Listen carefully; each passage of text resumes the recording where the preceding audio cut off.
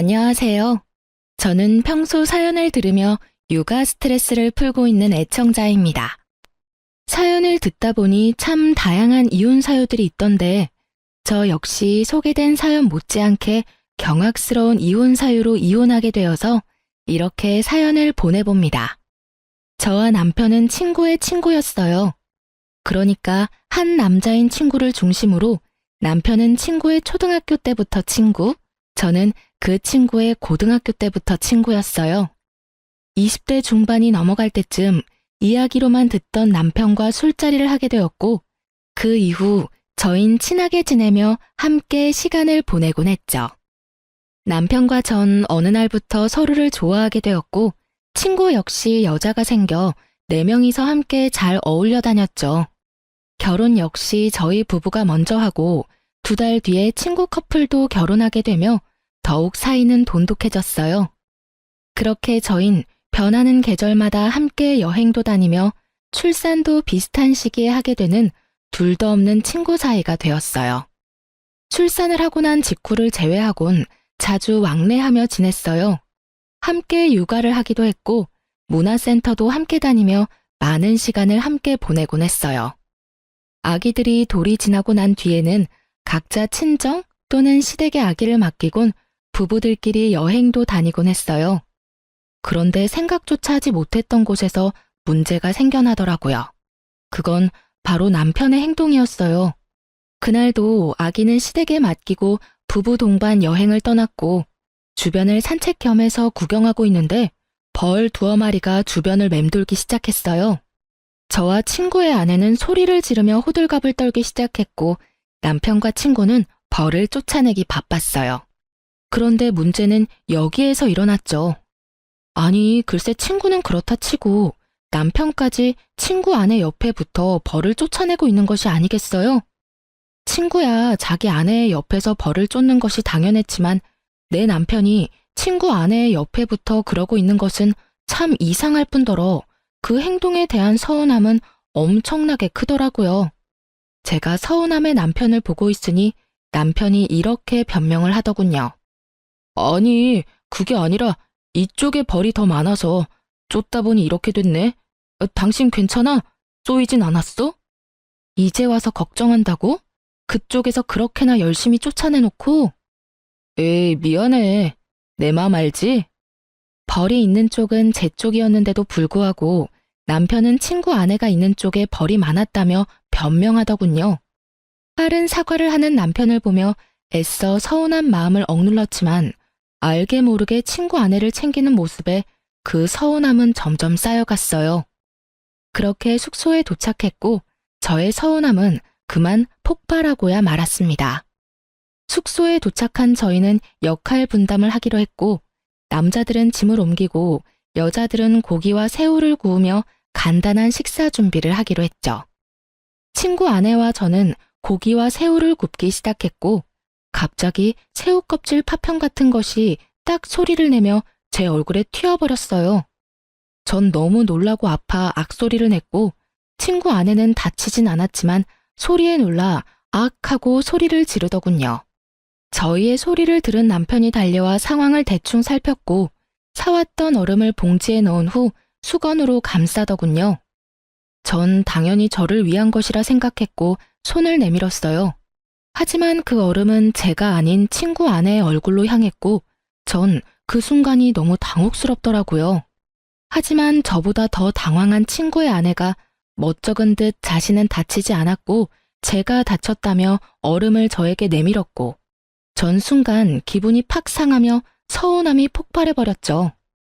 자기 눈에는 다친 내가 안 보여? 누가 봐도 다친 쪽은 나잖아. 진짜 미안. 순간적으로 너무 놀라서 그랬어. 그것도 변명이라고 해? 순간적으로 놀란 상황이었다면 더더욱 그 얼음은 내 얼굴로 왔어야지. 지의 얼굴이 아니라. 그게 진짜 미안. 순간 보이는 게 지혜씨 놀란 얼굴이라서 손이 먼저 나갔나 봐. 당연히 여보부터 챙겼어야 했는데 먼저 보인 얼굴이 지혜씨라서 나도 모르게 그만. 정말 미안해. 그 말도 정말 황당한 거 알아? 지혜만 소리를 지른 것도 아니고 나도 소리 질렀는데 어떻게 내가 아닌 지혜를 먼저 볼 수가 있어? 난 당연히 다쳤을 거라 생각했다니까. 아니, 그리고 생각해보니까 내가 마냥 미안하다고 하는 것도 이상하지 않아? 난 정말 지혜 씨가 다치고 당신은 괜찮은 줄 알았어. 너무 놀란 상태였고 그 순간 처음 보인 게 나랑 마주보는 자리에 있던 지혜 씨였으니까. 그래서 지혜 씨한테 얼음을 챙겨준 것뿐이야. 그게 그렇게 잘못된 행동이야? 당신이 이렇게 화낼 만큼? 당신은 지금 내 말을 하나도 이해하지 못했구나. 내가 왜 섭섭해하는지도 내가 왜 화가 났는지도 전혀 모르고 있고. 당신이 이런 사람인 걸 아니까 더 화가 나는 거야. 남 일이라면 그게 설사 나라도 이렇게나 관심이 없는데 오늘 당신 행동은 유독 거슬리잖아. 당신은 모르겠어? 당신 오늘 행동 이상한 거? 남편은 제 말에 아무 말도 못하더라고요. 저는 그 모습에 더욱 화가 났지만 더는 친구 부부 앞에서 심한 꼴을 보이고 싶지 않았기에 흥분을 가라앉히고자 방으로 들어와 버렸어요. 혼자가 되자 서러움이 복받쳐 눈물이 나기 시작했고 곧 주체할 수 없이 눈물이 나오더라고요. 그 순간 친구의 아내가 방으로 들어왔고 울고 있는 저를 보고선 괜히 자신이 미안하다며 저를 달래주기 시작했어요. 혜진아, 울지 마. 아, 괜히 나 때문에 내가 미안해. 네가 왜 미안해? 잘못은 내 남편이 했는데. 네가 미안해할 이유 전혀 없어. 그게 아니라 사실은 내가 요즘 우울증 증세가 좀 심해졌거든. 이유 없이 눈물도 막 나고 나쁜 생각만 들고 너무 무기력하고 그래. 그래서 아마 혜진이 네 남편이 날 더 신경 써주는 것 같아. 미안해, 혜진아. 아, 그래? 그랬구나. 전 이상했어요. 평소 섬세함, 다정함과는 거리가 멀어도 한참 먼 남편이 친구 아내가 우울증인데 이렇게까지 신경을 쓰는 것도 이상했지만 친구의 아내가 우울증이 심하다는 것까지 세세하게 알고 있다는 사실이 더욱 이상하고 이해가 되지 않았어요. 친구가 우울증 이야기를 하며 잘 챙겨달라고 했겠지 라고 생각해 보려고 해도 그 역시 말이 안 됐어요. 같은 여자이고 더 가깝게 지내는 제가 있는데 저에게도 말하지 않은 사실을 굳이 남편에게 말했을 리가 없었으니까요. 어떻게 생각을 해도 남편의 행동은 분명 이상했어요. 이상한 것 투성이었지만 기껏 기분 전환 겸 온 여행에서 더는 분위기를 망치고 싶지 않았고 그렇기에 사과를 하러 온 남편의 사과를 받아주었어요. 그렇게 분위기를 맞춰주며 나름 여행을 잘 마무리할 수 있었고 그날 이후 전 남편의 행동을 자세히 살피기 시작했어요. 남편에게 별다른 특이점은 보이지 않았고 변한 것이 있긴 했는데 저와 딸에게 더 신경을 써주며 더욱 잘 대하려고 노력한다는 것이었어요. 그런 모습을 보면 괜한 억측이었나 하는 생각이 들었고 그렇게 전 남편을 향한 미운 시선을 거두고 다시 남편과 잘 지내며 평소와 다름이 없는 일상을 보냈어요. 여행을 다녀오고 난 후 친구 부부와는 자연스럽게 거리가 생기기 시작하더군요.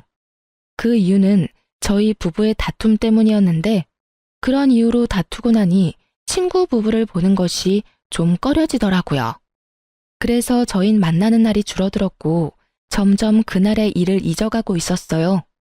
그날의 일을 잊어가는 만큼 친구 부부와 저희 부부 사이에 갯돈은 쌓여갔고 저흰 이번 여행을 마지막으로 걔는 더 이상 하지 않기로 결정하고 오랜만에 마지막 여행을 떠나게 되었어요. 시간도 꽤 흘렀고 그때의 감정은 많이 무뎌진 상태였기에 비교적 설레는 마음으로 여행을 떠났고 숙소를 보는 순간 정말 오길 잘했다는 생각이 들더군요. 그 당시 갯돈이 많이 모이기도 했지만 비수기 평일이었던 터라 꽤 좋은 독채를 빌릴 수 있었고 생각보다 더 좋은 독채의 구성에 기분이 절로 들뜨게 되었어요. 이번이 마지막 여행이라는 것이 너무 아쉬울 만큼 즐거운 시간을 보냈고 그 즐거움은 저녁 술자리까지 이어졌어요. 술을 꽤 즐기고 잘 먹는 세 사람과는 달리 전 술을 즐기지도 잘 먹지도 못했기에 취기가 오르려고 할 때쯤 저는 먼저 자겠다며 방으로 들어왔고 눈 떠보니 아침이더라고요. 당연히 옆에서 자고 있겠지 했던 남편은 제 옆에 없었고 제 옆이 아니면 당연히 거실에는 있어야 할 남편의 모습은 거실에서도 보이지 않았어요. 저는 혹시나 하는 마음에 친구 부부의 방문을 살짝 열어보았고 침대엔 친구 부부가 자고 있더군요. 그 순간 안도감이 들며 문을 닫으려는 순간 남편이 보이는데 제 눈을 의심했습니다. 글쎄 남편이 침대 옆에 누워 친구 아내 손을 잡고 잠이 든 것이 아니겠어요? 그 모습을 본 순간 완벽한 여행은 순식간에 최악의 여행이 되어버렸고 남편을 향해 소리를 질러버렸어요. 야, 너 도대체 뭐 하는 짓이야? 저의 고함에 세 사람은 누가 먼저라고 할 것도 없이 일어났고 다들 제가 왜 그러는지 사태 파악을 하느라 정신이 없어 보이더라고요. 남편과 친구의 아내는 여전히 손을 잡고 있었고 그 모습을 친구가 먼저 발견하게 되었죠. 여보, 지금 다운이랑 손 잡고 있는 거야? 두 사람이 손을 왜 잡고 있어? 친구의 물음에 그제야 손을 잡고 있다는 것을 인지한 두 사람이 서둘러 손을 놔버렸지만 이미 늦은 일이었죠. 저와 친구의 표정은 걷잡을 수 없이 굳어지고 있었으니까요. 저도 저였지만 친구 역시 화가 많이 난 듯 했어요. 꽤 오랜 시간 친구를 봐왔지만 처음 보는 표정이었으니까요. 친구는 아무 말이 없었고 분위기는 급격하게 무서워질 때 남편이 변명을 하기 시작하더라고요. 오해야, 정말 생각하고 있는 그런 이상한 거 아니야. 내 말 좀 들어봐. 어제 우리 전부 다 과음해서 다 취했었잖아. 나도 취해서 당연히 당신 손인 줄 알고 잡고 잠들었어. 난 정말 당신 손인 줄 알았다고. 어떻게 보면 참 그럴싸한 변명이었지만 어떻게 들으면 성의가 조금도 없는 변명이었죠. 전 더는 그 자리에 있고 싶지 않았고 아무 말도 하지 않은 채 제 짐만 챙겨 혼자 차를 끌고 집으로 돌아와 버렸어요. 돌아오는 내내 생각하고 또 생각했지만 말이 되지 않는 상황이었기에 화가 가라앉기는커녕 더욱 끓어오르기만 하더라고요. 그렇게 화를 삭히지 못하고 집안을 걸어다니고 있으니 친구의 차를 얻어 타고 온 남편이 들어왔고 자신을 노골적으로 피하는 저를 붙잡더니 변명을 토해내기 시작하더군요. 여보, 진짜 오해야. 내 말 좀 들어줘. 우리 어제 마지막 여행이기도 했고 여행 내내 즐거워서 내가 좀 들떴었나 봐. 그래서 그런지 술이 취하는 줄도 모르고 마셔댔어. 그러다 취해서 방을 잘못 찾아갔었나 봐. 이 모든 게 과음한 상태에서 방이 헷갈리는 바람에 일어난 해프닝일 뿐이야. 그러니까 그 오해 좀 풀어주면 안 될까? 나 정말 당신이 생각하는 그런 거 아니야. 그게 말이 돼? 그렇다고 방을 헷갈려? 아니, 너무 취해서 방 정도는 헷갈릴 수도 있다고 쳐. 버젓이 두 사람이 침대에 누워있으면 당연히 그 방에서 나와야 하는 거 아니야? 그리고 아무리 취해도 당신 내 손 잡고 잔 적도 없었잖아. 그래서 말했잖아. 내가 좀 들떴었다고. 기분도 좋고 하니까 자는 당신 손이라도 잡고 싶었나 보지. 웃긴다 참. 당신 혹시 지혜한테 관심 생겼니? 그래서 그렇게 말도 안 되는 짓을 하는 거야? 그게 무슨 말이야 도대체. 지혜 씨는 내 친구랑 결혼한 여자야. 그런 여자를 내가 왜 좋아해? 아무리 화가 났다고 해도 말은 좀 가려가면서 해. 내가 오죽 답답했으면 이래? 오죽 이 상황이 이해가 안 되면 그런 더러운 상상까지 하겠냐고. 내가 진짜 미안. 그런데 정말 나 거짓말하진 않았어. 제발 좀 믿어줘. 아무리 남편 말이 사실이라고 한들 남편이 친구 아내의 손을 잡고 자던 모습은 머릿속에서 사라지지 않더라고요. 그 잔상이 남아있으니 남편의 말도 믿기지 않았고요. 그래서 전 한동안은 안방에 들어올 생각하지 말고 거실을 쓰라고 했고 그렇게 저희의 각방 생활은 시작되었어요. 저의 화는 쉽게 풀리지 않았고 일주일이란 시간이 흘렀어요. 평소 저희는 부부싸움을 해도 이렇게까지 길게 하는 스타일이 아니었고 만약 길어지더라도 시간이 흐름에 따라 왜 싸웠는지조차 잊어버려 흐지부지 서로 말을 걸며 싸움이 끝나는 경우가 대부분이었어요. 하지만 이번엔 평소 때와는 달랐고 저의 머릿속엔 그날의 일이 잊히기는커녕 점점 선명해지더군요. 남편은 그저 해프닝이라고 했지만 전 이미 남편의 태도 때문에 서운한 일도 있었으니 이번 일이 그저 해프닝이라며 넘길 수가 더욱 없더라고요. 그날도 말 한마디 섞지 않는 남편은 출근을 하고 전 집에서 딸과 함께 시간을 보내고 있었어요. 그런데 친구에게 전화가 오더군요. 그날 이후 처음으로 저에게 전화를 건 친구는 심각한 목소리로 잠시 나올 순 없겠냐고 묻더라고요. 회사에 있을 시간인데 보자고 하는 것을 보니 보통 심각한 일이 아니라는 것을 금세 알아차릴 수 있었고 전 아무것도 묻지 않고 알겠다고 했어요. 서둘러 준비를 마친 전 딸을 집에서 가까운 시댁에 맡기고 친구를 만나러 갔어요. 약속 장소에서 마주한 친구의 얼굴은 일주일 전과 비교도 되지 않을 정도로 엉망이더라고요. 그 얼굴을 보는데 괜히 잘못도 없는 제가 다 미안한 마음이 들더군요. 전 괜히 친구의 눈치를 살피게 되었고 친구는 그런 저를 보더니 2장의 서류를 내밀었어요. 전 친구가 내민 서류를 살펴봤고 그 서류엔 숫자들이 가득했는데 그 숫자들이 가리키는 진실은 경악스러웠습니다. 네 이름이랑 아들 이름은 그렇다 치지만 여기 왜 내 남편 이름이 있어? 이게 전부 무슨 뜻이야? 이게 뭐냐고. 이게 유전자 검사 결과지인데 여기 보면 내 아들, 아니 시우랑 나하고는 친자관계 일치율이 낮지? 그런데 네 남편 다운이는 99%가 넘어. 이 말이 뭐냐면 시우는 내 아들이 아니라는 말이야. 뭐? 그럼 시우가 내 남편 자식이라는 그 말이야? 저의 물음에 친구는 고개를 끄덕였고 전 상상치도 못한 진실에 정신을 못 차리고 멍하니 있었죠. 퍼센트로 듣고 나니 정신이 더욱 아득해졌고 전 친구에게 현실이 맞는 것인지 재차 물어보기까지 했어요. 저의 물음에 친구는 현실이 틀림없음을 일깨워 주더군요. 이게 도대체 뭐야? 전부 사실인 거야? 정말 현실인 거지? 꿈 아니지? 현실 맞고 사실도 맞아. 네가 보고 들은 대로 두 연놈이 그렇고 그런 사이인 것도 모자라서 애까지 낳았더라고. 우릴 감쪽같이 속이고 말이야. 할 말이 없더라고요. 아니, 그간의 이상했던 남편의 행실들이 떠오르며 할 말을 잠시 잃었다는 게 더 정확한 표현이었어요. 전 할 말을 잃었고 그간 남편의 행실이 드디어 이해되기 시작했어요. 이런 사이이니 제가 앞에 있는데도 불구하고 상간녀를 챙겼고 술에 취해 정신을 놓고 상간녀의 손을 잡고 잠이 들었던 것이었어요. 전 그저 허탈함이 몰려왔고 그 허탈함에 웃음이 나더라고요. 그런 저를 보던 친구는 왜 이런 검사까지 하게 되었는지 설명하기 시작했어요. 처음엔 그저 시우가 당근 알레르기가 있다는 사실을 알게 됐고 그땐 그냥 신기한 우연이라고 생각했어. 그렇잖아.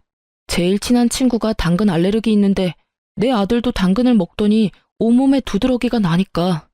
심지어 증상도 네 남편이랑 똑같았는데도 그런 쪽으로 생각도 안 해봤으니 그저 신기하다고만 생각했던 것 같아. 그런데 점점 이상한 거야.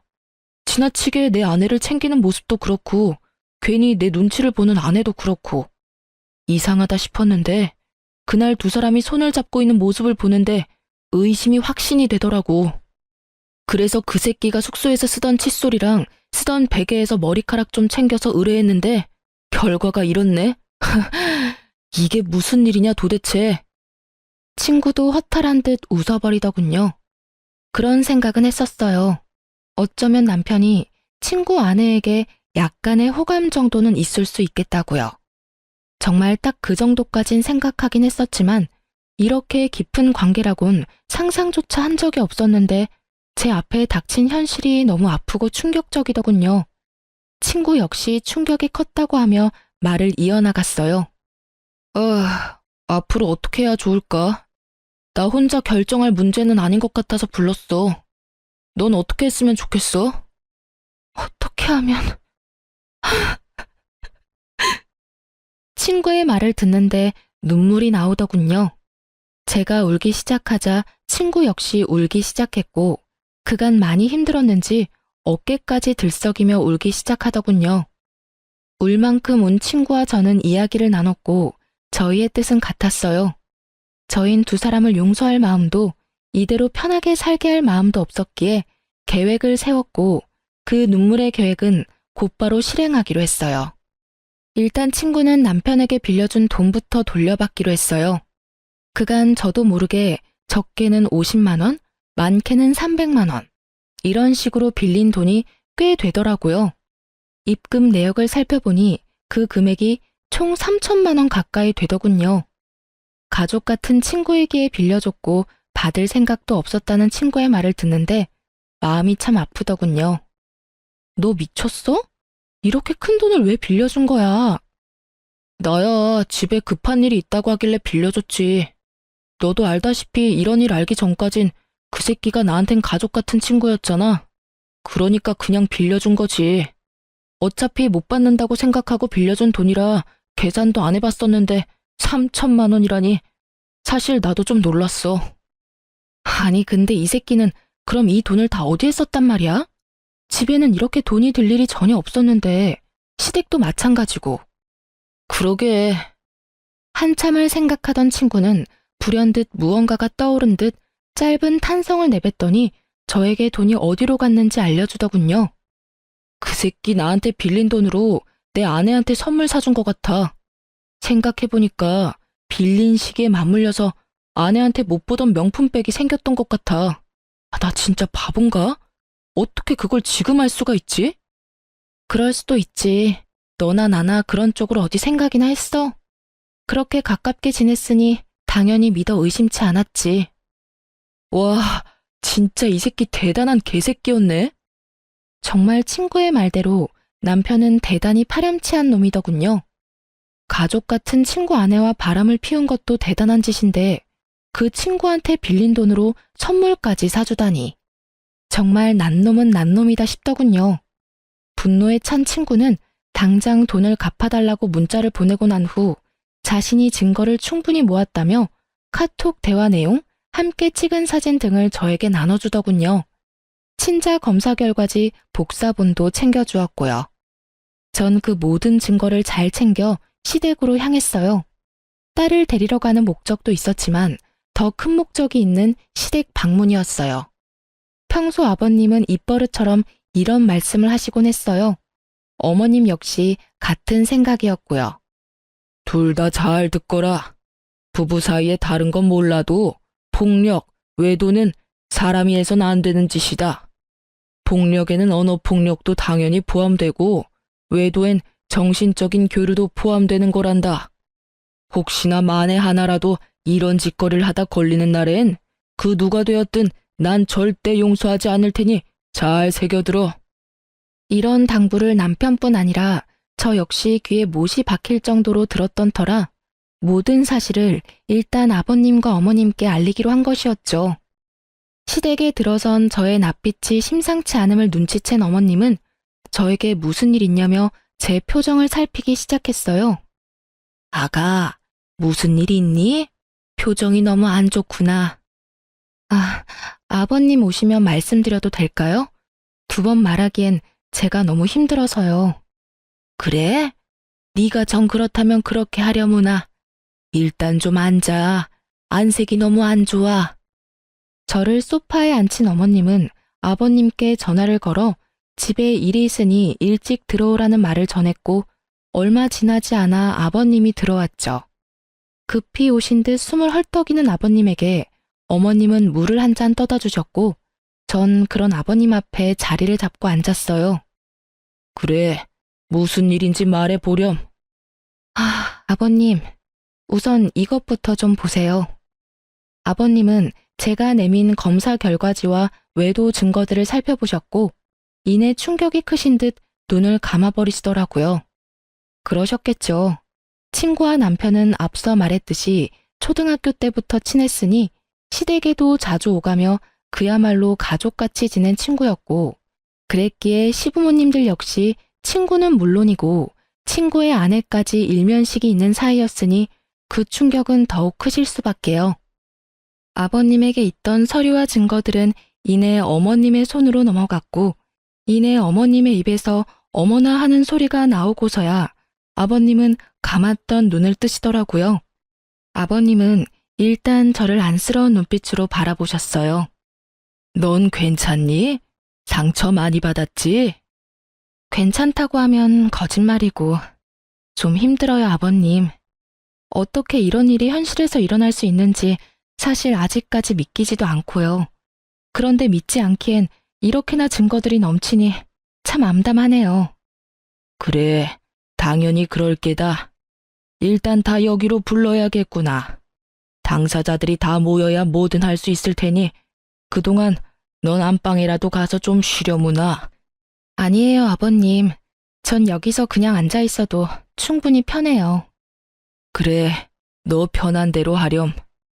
저의 심정을 들으신 아버님은 누르던 화가 이따금씩 솟아오르시는지 노발대발하시며 혼잣말로 화를 내시기도 하고 아무 말 없이 가슴을 치시기도 하더군요.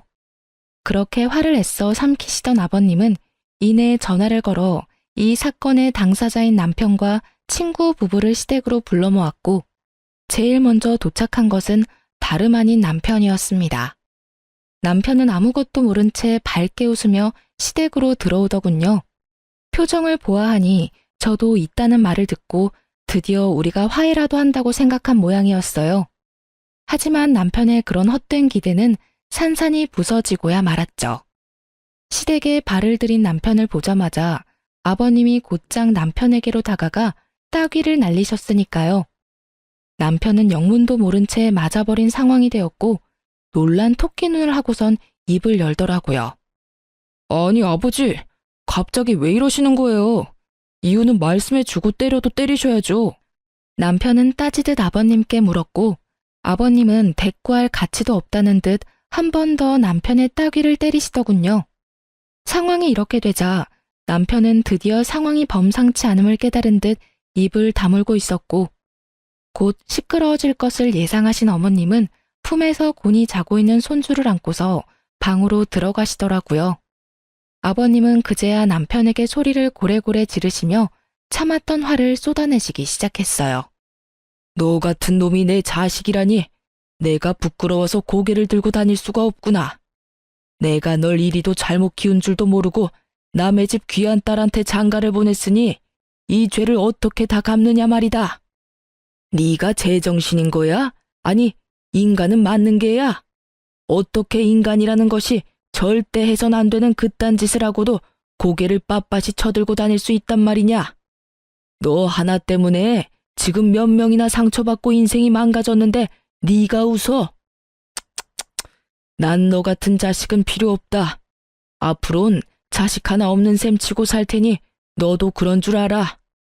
아직까지도 영문을 알 수 없는 남편은 분노가 극에 달한 아버님이 무섭긴 했는지 아버님에게서 한 발 물러서며 이렇게 말하더군요. 아버지, 갑자기 왜 이러시는지 이유라도 설명해 주세요. 저도 뭘 알고 혼나도 혼나고 맞아도 맞아야죠. 아직도 감도 못 잡은 꼴이라니. 이렇게까지 내가 화를 내는데 그 이유를 정녕 모르는 게야? 네가, 네 놈이 감히 내가 그렇게 당부했건만 감히 바람을 피워? 그것도 가장 친한 친구 아내를 상대로? 아버님의 말에 남편의 얼굴이 그야말로 사색이 되어 가더군요. 그러면서 저를 한번 쓱 보더니 변명을 하기 시작했어요.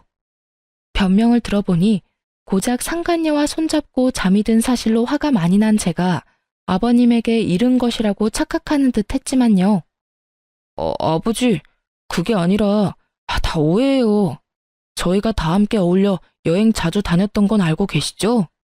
무슨 말을 어떻게 들으셨는지 모르겠지만 그 일도 단순하게 술을 많이 먹고 일어난 실수 같은 일이었어요. 집사람한테도 충분히 설명을 했는데 집사람은 아직 화가 풀리지 않았고요. 하지만 집사람이 생각하는 것처럼 절대 바람을 피운 사실은 없어요. 정말이에요. 맹세할 수 있어요.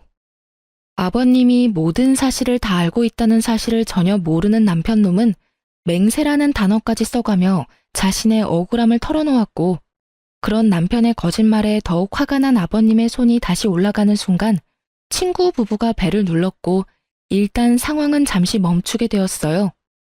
살얼음판 같은 분위기와도 같은 상황에서 등장한 두 사람의 반응은 그야말로 극과 극이더군요. 많은 것을 각오한 듯한 비장한 표정의 친구는 아버님께 간단한 목례를 한 뒤 저의 근처에 자리를 잡고 섰고 무거운 분위기에 살짝 겁을 먹은 듯한 상간녀는 자신의 남편을 따라 목례를 한 뒤 제 옆에 딱 붙어 앉더라고요. 전 그런 상간녀에게 살짝 떨어지며 말했어요. 내 옆자리 말고 넌 저기에 가서 앉아. 이렇게 말하며 제 남편의 옆자리를 가리켰고 무슨 일인지 전혀 알지 못하는 상간녀는 많이 의아해하면서도 심상치 않은 분위기에 제 말대로 남편의 옆으로 가더군요. 그리고 아버님의 말씀에 따라 불륜의 증거들이 거실 바닥에 흩날리며 긴 이야기가 시작되었어요.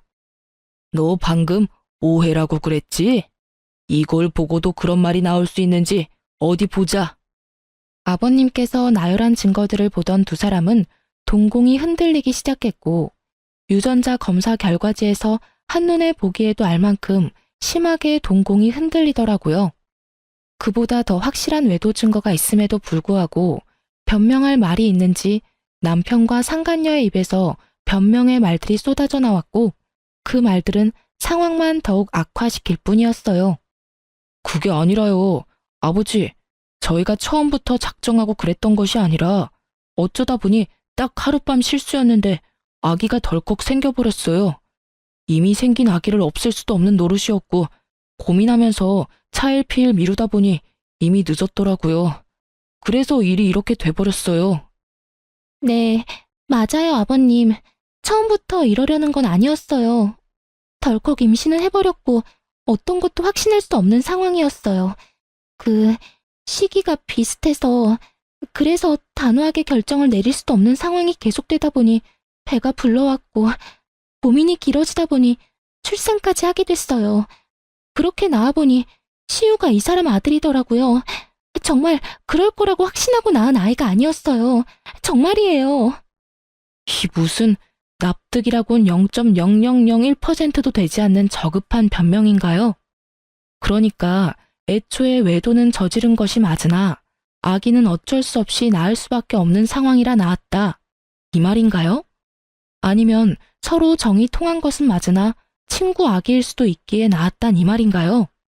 이 말이든 저 말이든 친구와 제가 가장 중요하게 여기는 외도 사실은 틀림이 없었고 아버님은 개똥 같은 변명에 크게 화를 내시곤 저와 친구에게 의견을 물어보더군요. 이 상황에도 변명이나 하는 꼴이라니. 그리고 그걸 말이라고 하고 있는 게야? 둘 다 어찌 이렇게 어리석고 한심한 게야? 어휴, 두 사람은 이 한심한 것들이랑 어떻게 할지 결정된 바가 있어? 있다면 앞으로 어떻게 할 계획인지 말해줬으면 하는데 말해줄 수 있겠나? 네, 아버님. 일단 전 이혼을 하려고요. 애도 있고 웬만해선 참고 살라는 말도 있지만 이 상황이 웬만한 상황은 아니니 도저히 참을 수가 없을 것 같아요. 그리고 상간녀 소송도 진행할 예정이에요. 아버님과 어머님껜 참 죄송해요. 정말 잘해주셨는데 이런 결정을 하게 돼서. 저 역시 이혼할 예정입니다. 이미 신뢰는 깨졌고 믿고 사랑했던 만큼 배신감이 커 더는 결혼 생활을 유지하긴 힘들 것 같아요. 저 여자와는 상관없이 제가 너무 불행할 것만 같거든요. 상간남 소송 역시 진행할 예정이고 다운이에게 빌려준 돈이 좀 있습니다. 3천만 원가량 되던데 처음엔 받지 않을 생각으로 빌려준 돈이었는데 알아보니 저에게 빌린 돈으로 이 여자에게 명품 선물을 해줬더라고요. 그래서 그 돈도 다 받을 예정입니다. 그래. 두 사람 뜻은 잘 알았다. 그럼 변호사를 선임해야겠지? 마침 내가 잘 아는 실력 좋은 변호사가 있으니 소개해 주겠네. 아버님께선 저를 돕겠다고 작정을 하셨는지 변호사까지 소개해 주시겠다고 나섰고 남편과 상간녀는 분위기 파악을 하지 못했는지 반발을 하고 나서더군요. 아버지, 변호사라니요. 꼭 이렇게까지 하셔야 합니까? 저 두 사람이 아닌 제가 아버지 자식이잖아요. 그것도 하나뿐인 아들. 그런 저한테 꼭 이렇게까지 하셔야 합니까? 그래요, 아버님. 전 아버님의 세상이 둘도 없는 손자까지 낳은 여자라고요. 그런데 왜 혜진이 편만 들어주세요? 엄연히 이 집 장손을 낳은 건 저라는 사실을 이제 잘 아시잖아요. 그래요, 아버지. 과정이 어떻게 됐든 대가 끊길 뻔한 집에 떡하니 장손을 낳아준 여자라고요. 그러니 마음 좀 푸시고 저희 상황도 좀 이해해 주세요. 상황 파악은 전혀 하지 못하고 저런 말이나 하는 남편과 상간녀를 보는데 참 어이가 없더군요. 이 와중에 장손 타령이라니 인간의 탈을 쓰고 어찌 저리 뻔뻔할 수가 있었을까요? 다름 아닌 저와 친구가 떡하니 보고 듣고 있는 걸 잊었을 리 없을 텐데요. 오만 생각이 다 드는 그 상황에서 한 가지는 분명하더군요. 저 두 사람은 저와 친구에게 미안한 마음이 조금도 없다는 것을요. 그렇지 않고서야 모든 사실이 밝혀진 지금 저희에게 사과는커녕 미안하단 눈빛조차도 보내지 않을 리가 없었을 테니까요. 상황이 이렇게 되자 전 어떻게 해서든 두 사람을 나락으로 떨어뜨려버리고 싶었어요. 남편을 너무 사랑했던 만큼 배신감 역시 엄청났으니까요. 아버님 역시 이런 제 마음을 100번 이해한다는 듯 부들부들 떨고 있는 제 손을 토닥여 주시면서 남편을 향해 호통을 치시더군요. 하나뿐인 아들? 내 말을 잊은 게야? 난 분명 너 같은 자식은 이제 없는 셈 친다고 하지 않았느냐? 다시 한번 말해주마. 오늘부터 넌 내 자식이 아니다. 즉, 연을 끊자 이 말이야. 그러니 자연스럽게 그 아이도 내 손주가 아니다. 아이라도 들이밀며 어떻게 해서든 나한테 비벼볼 생각이라도 하려 들거든.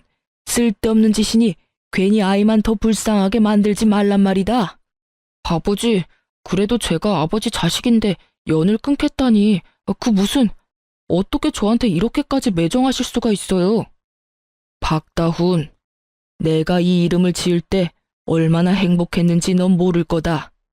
그 행복했던 기억과 감정이 아직 내 마음과 머릿속에 남아있는데 내가 이렇게까지 할 땐 그만한 잘못을 네가 저질렀다는 생각은 못하는 게야? 아무리 제가 잘못했다고 한들 혜진이는 엄연한 남이고 제가 아버지 핏줄이잖아요. 핏줄이기에 이러는 것이다. 내 핏줄이기에. 난 네가 모든 사실이 밝혀진다면 적어도 혜진이한테 사과라도 할 줄 알았다. 비록 그것이 눈에 훤히 보이는 거짓 사과라고 하더라도 네가 최소한 사람 새끼가 맞는다면 네가 큰 배신을 한 혜진이에게 사과라도 할 줄 알았다 이 말이다. 그런데 넌 어떻게 했느냐? 혜진이를 보기는커녕 시종일관 어떻게 해서든 교묘한 수로 상황을 피해가려는 행동만 하고 내 눈치만 살피면서 내 마음만 풀어보려고 하지 않았느냐? 그제야 남편은 저와 친구를 바라보더군요. 여보, 미안해. 너한테도 내가 할 말이 없다. 그런데 정말 작정하고 두 사람을 속인 건 아니었어. 그것만은 믿어줘. 이때껏 아무 말도 없다가 기껏 한다는 말이 저 따위더라고요. 얼마나 어이가 없었으면 그 심각한 상황에 코웃음이 다 나더군요. 작정한 게 아니야? 정말 그랬다면 모든 사실을 알았을 때라도 두 사람이 만나지 말았어야지. 관계를 끊었어야지. 적어도 우리한테 그 정도 예의는 지켜줬어야지. 그 당연한 예의도 지키지 못했으면서 작정하고 속인 게 아니야. 넌 지금 그걸 사과라고 하며 그걸 변명이라고 짓거리는 거야? 할 말이 없으면 차라리 하지를 마. 그 편이 덜 비참해. 아니야. 정말 미안해. 진심이야. 진심이라는 남편의 말과는 달리 그 눈동자엔 어떠한 미안함도 담고 있지 않더군요. 그 눈빛을 보는데 절망감조차 느껴지지 않더군요. 친구 역시 저와 같은 마음인 듯 남편을 바라보는 눈빛에 기대라곤 찾아볼 수 없더라고요. 그런 남편의 눈빛과 저희 마음을 아버님 역시 알아채시곤 말하셨죠. 그걸 진심을 담아서 한 사과라고 하는 것이냐? 난 너를 이렇게 파렴치한 놈으로 키운 적이 없는데 네가 이렇게 컸다면 그 역시 내 탓이라고 생각한다. 그렇기에 더욱 난 너를 자식으로 받아들일 수가 없는 게야. 난 내 하나뿐인 자식을 보지 않는 것으로 자식을 잘못 키운 벌을 받을 생각이다. 네 엄마도 내 뜻을 따르기로 했고 그러니 더는 설득할 생각 말고 이 집에서 나가거라. 그리고 두 번 다신 이 집에 발도 들이지 말거라. 그렇게 상황은 마무리되었고 한동안 제 마음은 편치 않았어요. 아버님이 평생 아들을 보지 않는 것으로 자신 역시 벌을 받는다는 말이 가슴에 깊게 남아 마음이 참 아프더라고요. 평소 아버님이 남편을 얼마나 아끼고 사랑했는지를 누구보다 잘 알았기에 더욱 그 아픔이 크게 다가왔던 것 같아요. 친구와 전 아버님께서 소개해 주신 변호사분을 만나 충분한 상담을 한 후 이혼과 상간남, 상간녀 소송을 진행하기로 했어요. 그렇게 이혼이 진행되는 사이 아버님이 그간 가족으로 살 수 있어 여러모로 고맙고 행복했다며 살고 있는 집 명의를 아버님 명의에서 제 명의로 돌려주시더라고요. 이까짓 걸로 제 마음을 풀어보려는 것이 아니라며 그저 자신이 줄 수 있는 양육비이자 위자료라고요. 혼자 딸을 키워나가는 것이 제가 예상하는 것보다 훨씬 힘이 드는 일이라는 걸 저는 알고 있었고, 그렇기에 전 그저 감사하다며 받았습니다. 소송은 시작되었고 생각보다 그 과정은 더 치열하고 더럽더라고요. 하지만 증거는 더할 나위 없이 명확했고 저와 친구는 원하는 대로 소송을 마칠 수가 있었어요. 결혼할 때도 맨몸으로 시집왔던 상간녀는 위자료를 감당할 여유 따윈 없었고 상간녀에 대한 마음이 진심인 전 남편이 자신의 위자료와 상간녀의 위자료까지 감당하고 나서더군요. 한 푼도 빼지 않고 다 받을 수 있다는 안도감과 함께 배알이 꼬이는 것은 어쩔 수 없더라고요. 사람 감정이란 게 참 마음 같지 않다는 걸 다시 한번 깨달았네요. 그렇게 전 남편은 빚더미에 앉게 되었어요. 외도를 저지른다고 모은 돈도 없는 상태에서 상간녀의 위자료도 감당해야 했고 친구에게 빌린 돈도 한꺼번에 변제해야 했으니 그건 당연한 결과였어요. 두 사람은 좁은 원룸에서 살림을 시작했다는 소식이 들려왔지만 그 눈물겨운 사랑도 찰나더군요. 진심으로 상간녀를 사랑했던 전 남편과는 달리 상간녀는 가난을 이겨낼 만큼 남편에 대한 마음이 절절하진 않았고 결국 전 남편을 버리고 아들과 함께 친정으로 가버렸다고 하더라고요. 그렇게 저에게 씻을 수 없는 상처를 준 전 남편은 든든한 울타리와도 같았던 부모님도 잃고 가슴 절절하게 사랑했던 여자에게도 버림받아 남은 것이라곤 큰 금액의 빚뿐이었죠. 친정으로 도망치듯 떠난 상간녀의 결말도 좋진 않았어요. 참 통쾌하게도 상간녀의 친정 역시 그런 파렴치한 행동으로 인해 이혼까지 당한 상간녀를 받아주지 않았고 전 남편에게 돌아갈 바엔 혼자 사는 것이 더 이롭다고 생각한 상간녀는 그 길로 지방 어디로 갔다는 소문만 무성할 뿐 정확한 행방을 아는 사람은 없었습니다. 다만 이따금 후회로 가득한 장문의 문자가 친구에게 오는 걸 보니 나쁜 마음은 먹지 않고 살고 있구나 정도는 알 수 있었죠. 전 육아로 인해 휴직 중이었던 회사로 복직하게 되었어요. 복직으로 인해 어쩔 수 없이 부모님의 도움을 받게 되었지만 부모님은 적적하던 참에 오히려 잘 됐다며 저를 보듬어 주시더라고요. 부모님께 참 여러모로 죄송하고 감사하네요. 집은 친정에서 가까운 곳으로 이사를 하게 됐는데 딸 때문도 있었지만 전 남편이 술에 취해 찾아온 적이 있어 서둘러 옮기게 됐어요. 전 시댁과는 연락하며 왕래하고 지내고 있어요. 자주는 아니고 가끔씩이지만 왕래할 때마다 두 분 다 저와 딸을 진심으로 아껴주고 계신답니다. 친구 역시 잘 지내고 있는 듯 하더군요. 아무래도 아직 과거가 떠올라 마음이 힘들어 예전처럼 자주 보진 못하지만 혹시나 못난 생각을 할까 하는 염려스러운 마음에 연락은 자주 주고받으며 지내고 있어요. 친구 역시 저와 같은 마음으로 저에게 자주 안부를 물어주고요. 딸이 크면 클수록 예상보다 큰 돈이 들더라고요. 그때마다 통 크게 집을 주신 전 시아버님께 얼마나 감사한지. 어쨌든 전 이혼한 것만 뺀다면 비교적 평범한 워킹맘처럼 잘 살아가고 있어요.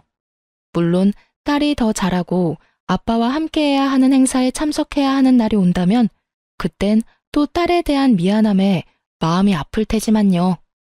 참고로 딸의 아빠를 만들어주기 위해 재혼할 생각은 전혀 없을 뿐더러 저 역시 또 다른 누군가를 사랑하고 믿을 자신이 없기에 아직까진 재혼의 제자도 생각해 본 적이 없네요. 뭐 딸을 다 키우고 난 후 그때 좋은 사람이 있다면 남은 여생 친구처럼 함께 늙어갈 생각은 있긴 해요. 너무 먼 훗날의 이야기인가요? 하여튼 저의 지금 유일무이한 단 한 가지 소망은 딸과 함께 행복하게 잘 살아가는 것이에요. 처음 모든 사실을 알고 이혼을 결심하기까지 참 힘들었어요. 막상 친구와 함께 이혼 결심을 하고 복수 계획까지 세우면서도 이게 맞나? 이렇게 되면 우리 딸은 어떻게 하지? 이런 한심한 생각들로 가득했던 것 같아요.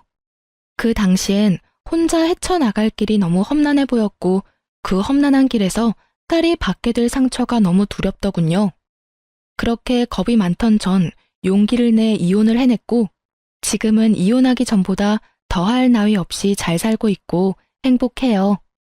그러니 남편의 잘못으로 이혼은 하고 싶지만 앞으로 남은 날들에 대한 두려움으로 망설이고 계신 분들께 말씀드리고 싶어요. 이혼이 정답은 아닙니다. 다만 여러분의 인생을 망가뜨리고 구렁텅이에 발을 담그면서까지 결혼 생활을 유지할 필요는 없어요. 저를 보세요. 그렇게 두려워하던 저도 이렇게 나름 잘 살아가고 있잖아요? 그러니 한 번만 용기를 내보세요. 여러분 인생은 소중하답니다. 그럼 저는 물러가 볼게요. 저의 긴 사연 들어주셔서 정말 감사합니다.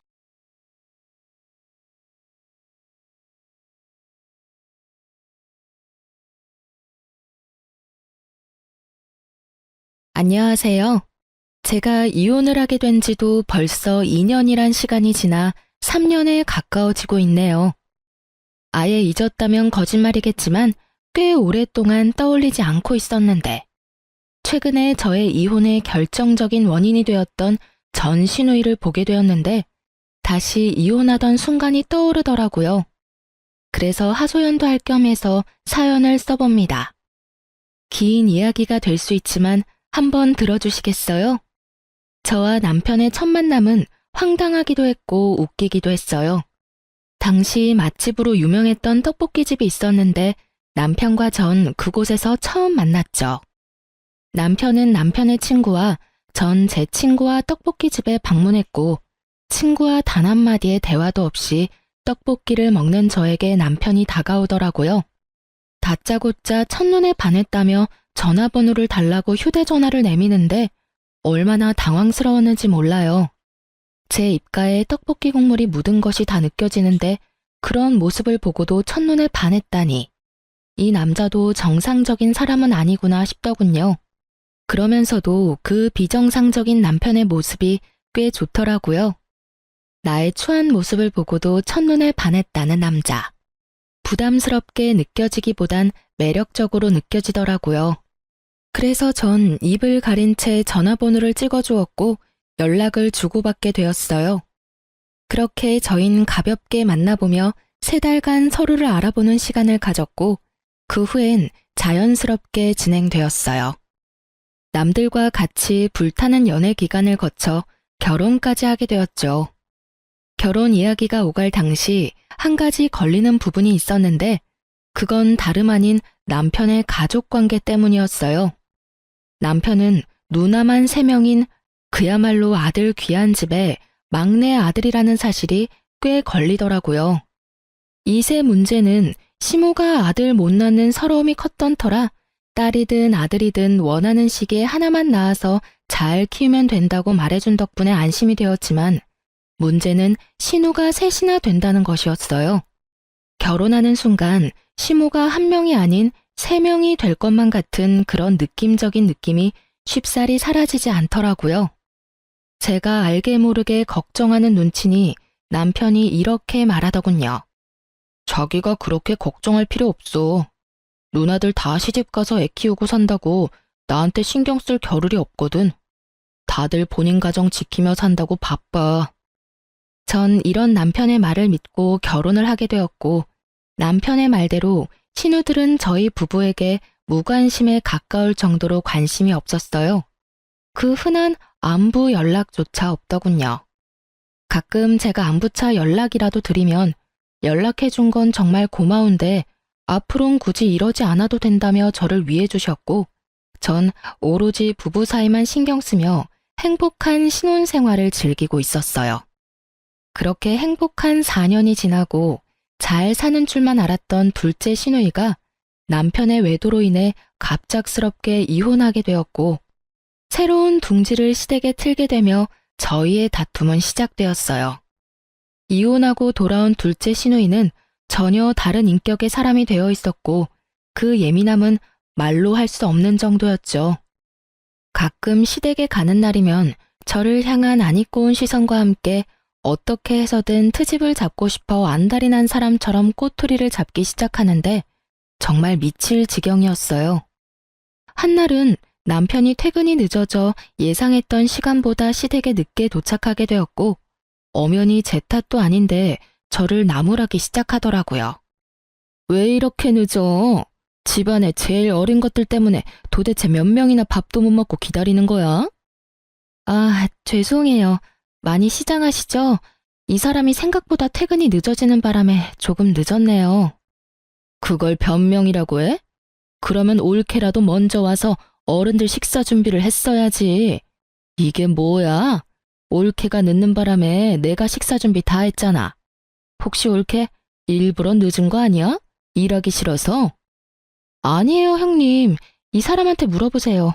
정말 이 사람이 금방 마친다고 해서 기다렸는데 생각보다 지체되는 바람에 늦은 거예요. 전 억울함을 토해내며 남편을 향해 얼른 돕지 않고 뭐하냐는 눈빛을 보냈고, 이런 제 마음을 알아챈 남편이 제 말에 동의를 하며 제 편을 들어주더라고요. 비록 그 동맹은 길지 않았지만요. 아니야, 누나. 나영이는 진짜 나 퇴근하기 전부터 회사 앞에 와서 기다렸는데 내가 갑자기 일이 생겨서 늦었어. 갑자기 생긴 일이라 나영이한테 연락해줄 틈도 없었고, 그래서 나영이는 그저 기다릴 수밖에 없는 상황이었어. 어머, 얘 봐라. 너 꼴에 지금 네 와이프 편을 드는 거니? 이혼한 누나 앞에서 참 잘하는 짓이다.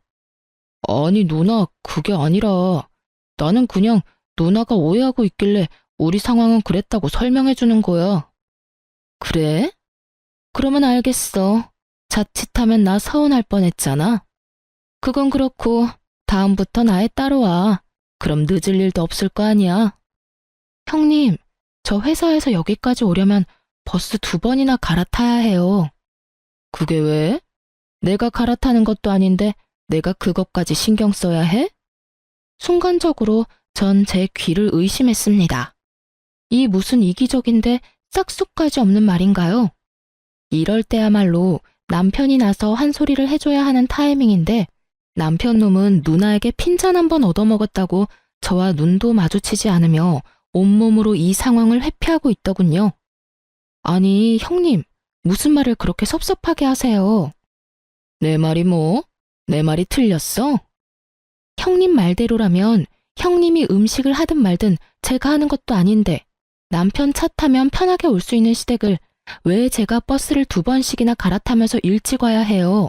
그렇지 않나요? 뭐야? 그야 당연히 올케가 며느리니까 일찍 와서 어른들 식사 준비해야 할 거 아니야.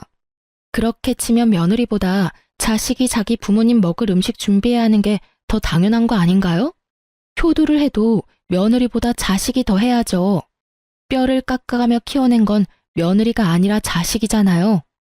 시누이는 논리에서 밀린다 싶으니 막무가내로 소리를 지르며 밀어붙이기 시작했고, 저 역시 그간 쌓인 게 많았던 터라 물러서지 않고 맞섰어요. 야, 너 말 다 했어? 어디서 말대꾸야 말대꾸가? 야라니, 아무리 감정이 많이 상한 상태라고 해도 말은 좀 가려가면서 하시죠. 왜? 야라고 하면 안 돼? 너 나보다 나이도 어리잖아. 말이 아다르고 어다른 건데 굳이 반말하면서까지 제 기분 상하게 말할 필요는 없다는 말을 한 거예요. 지금 나 가르쳐? 네가 뭔데 나한테 이래라 저래라야? 형님이 다른 사람한텐 그런 식으로 말한다면 저도 상관하지 않죠. 저 하나 먹고 살기도 바빠 죽겠는데 미쳤다고 제가 상관하겠어요? 그런데 지금은 형님이 저한테 그런 말을 했고 제 기분이 나빴으니 충분히 말할 수 있는 상황이죠. 제가 당사자니까요. 한마디도 지지 않고 자신의 누나한테 말대답하는 제 꼴이 보기 싫은 것인지 남편은 버럭 화를 내며 시누이 편을 들더라고요. 당신 지금 누나한테 이게 무슨 말버릇이야? 당장 누나한테 사과하지 못해? 전 너무 황당해 코웃음만 나오더군요. 남편은 저에게 사과를 강요했고 전 그런 남편의 말을 무시한 채 시댁에서 머물 때 쓰는 저희 방으로 들어가 버렸습니다. 뒤이어 남편이 따라 들어오고 자신이 생각해도 너무했다 싶었는지 늘 하던 식상한 멘트를 날리기 시작하더라고요. 당신도 잘 알잖아. 내가 말은 그렇게 해도 당신 편이라는 걸. 요즘 누나가 상황이 그렇다 보니까 좀 많이 예민해. 당신도 알다시피 누나가 원래 그런 사람은 아니었잖아. 그러니까 당신이 조금만 이해해줘. 이 시기만 지나면 곧 괜찮아질 거야. 응? 남편의 말을 듣고 있자니 짜증이 확 솟구치더군요. 그런 게 어디 있어? 형님은 원래 그런 사람이 아닌 게 아니라 애초에 그런 사람이기에 지금 저렇게 행동하는 거야. 알겠어? 그리고 내가 처음부터 이랬어? 나도 처음엔 형님 잘 대해주려고 애썼어. 그런데 나만 애쓰면 뭐해? 상대방은 나랑 잘 지낼 생각조차 없어 보이는데. 내가 무슨 형님 봉이야? 형님 샌드백이야? 왜 애꿎은 나한테 화풀이를 하시냐 이 말이야. 전 그렇게 적나라하게 시누이에 대한 불만을 표했고 남편은 누나에 대한 험담 섞인 사실을 받아들이고 싶지 않았는지 기분 상한 티를 팍팍 내더라고요. 기분 상할 수도 있다고 생각했어요. 왜 그런 거 있잖아요. 내 가족 나는 욕해도 다른 사람이 욕하는 건 싫은 기분. 하지만 이젠 저도 가족 아닌가요? 남편이 시댁보다 더 보살펴야 할 가족은 이제 저잖아요. 시누이도 시누이지만 남편에 대한 실망감과 서운함이 더 커지더군요. 남편 역시 저에 대한 실망감이 컸는지 감정을 숨기지 않았고 생각해보면 그때부터 남편은 저와 눈도 마주치지 않으며 거리를 두기 시작했던 것 같아요. 그러면서 제 편을 들지 않는 치졸한 방법으로 저에게 복수를 하기 시작하는데 시댁에 갈 때면 늘 혼자인 기분이 들더군요. 거기에다 임신에 대해선 어떤 간섭도 하지 않겠다던 시모는 보란듯이 압박을 하기 시작하더군요. 예, 너희 결혼한 지가 벌써 4년이 지나간다. 이쯤 되면 너희도 아기 소식 들릴 때가 되지 않았니? 아, 그렇긴 한데 그게 생각보다 쉽진 않네요. 내가 웬만하면 이런 말까지 하지 않으려고 했는데 우리 둘째가 하는 말이 이렇게까지 자연 임신이 안 되면 문제가 있는 거라고 하던데 혹시 검사라도 해봤니? 시모가 말하는 둘째는 시누이가 확실했고 갑자기 왜 이런 말을 하나 싶었더니 시누이의 입김이 작용한 것이 분명해 보이더군요. 누구의 입김이 작용했든 늦어지는 것은 맞는 말이기에 참고 넘어가려고 했는데 시모는 임신이 되지 않는 것을 오로지 저의 탓으로만 돌리고 있더라고요. 아니요, 그렇지 않아도 남편이랑 이야기해봤는데 이번 달은 바빠서 안 되고 다음 달쯤에 같이 병원 가보기로 했어요. 뭐? 우리 아들이 병원을 왜 가니? 우리 아들은 문제없어 얘. 둘째 이야기 들어보니까 그런 건 여자 쪽에 문제가 있을 가능성이 높다고 하더라. 괜히 바쁜 애 괴롭히지 말고 가려거든 혼자 가. 알겠니? 참 할 말이 없더라고요. 시누이가 의사도 아니고 그런 쪽으론 책 한 장 본 적 없는 백수인데 그 말을 왜 그리도 신뢰하는 것인지 알 순 없었지만 입 대봤자 말만 길어질 것 같아 그냥 웃으며 저희가 알아서 한다고 해버리곤 자리를 피해버렸어요. 상황이 이렇게 되자 전 스트레스가 극에 달했고 시댁만 피할 수 있다면 북극이든 남극이든 어디든 도망가고 싶은 심정이었어요. 하지만 저의 이런 바람과는 달리 시누이들이 정한 가족 모임의 날은 다가왔고 전 하는 수 없이 시댁으로 향했어요. 원래 계획대로라면 외식을 하기로 했었지만 고등학생인 첫째, 셋째 형님의 자녀들이 시험 기간에 맞물리며 자식 뒷바라지를 해야 한다며 모임에 오지 못하게 되었고 일이 그렇게 되자 문제의 둘째 시누이가 그냥 집에서 밥이나 먹자고 해버린 것이었죠. 자신이 할 것도 아니면서 집에서 하자는 시누이도 미웠지만 생각지도 않고 알겠다고 답하는 남편놈이 더 미웠습니다. 그렇게 전 시댁에 도착했고 시누이는 저를 또 괴롭힐 요량으로 외출도 하지 않고 저를 기다리고 있더군요. 이미 그땐 신우이와의 사이가 틀어질 대로 틀어진 터라 간단한 인사만 하고선 주방으로 향했어요. 앞치마를 메고 요리를 시작하는데 잠이 쏟아지더군요. 그때 전 회사를 그만두고 아동복 가게를 창업하기 위해 밤낮 없이 이리저리 알아보고 다니느라 잠자는 1분의 시간도 아까웠던 시기였기에 그날 역시 잠이 너무 부족했어요. 그렇게 저도 모르게 하품이 나와버렸고 그 모습을 본 신우이가 마스크를 챙겨오더니 저에게 확 던지며 저를 쥐잡듯이 잡기 시작하더군요. 이거 끼고 해. 그렇게 입 벌리고 하다가 침이라도 흐르면 어쩔 거야? 올케는 왜 그렇게 조심성이 없어? 결혼한 지 4년 정도 됐으면 이 정도는 알아서 준비해야 하는 거 아니야? 아니 형님, 졸려서 하품한 건데 그것도 못하나요? 그리고 제가 하품하면서 침을 흘렸어요? 아니면 침을 뱉었어요? 심지어 천장 보면서 하품했어요, 저. 그게 그렇게나 잘못한 일인가요? 올케, 정말 몰라서 물어? 어른들 드실 요리하면서 하품하는 자체가 더러운 행동인 거야. 알겠어? 오늘은 아쉬운 대로 이 마스크 쓰고 하고 다음부턴 주방에서 쓰는 투명 위생 마스크 사와서 그거 쓰고 해. 알겠어? 이 무슨 말도 안 되는 소리인가요? 시댁이 무슨 대기업 구내식당도 아니고 재채기도 아니고 제가 무슨 병균도 아니고 하품 한 번 했다고 마스크까지 끼라뇨. 뭐 청결을 위해서 마스크쯤 낄 순 있다고 생각해요. 하지만 신우이의 말투와 표정에서 그저 제가 싫어 걸어오는 시비라는 것을 드러내고 있었고 이쯤 되니 전 참을 수가 없더라고요.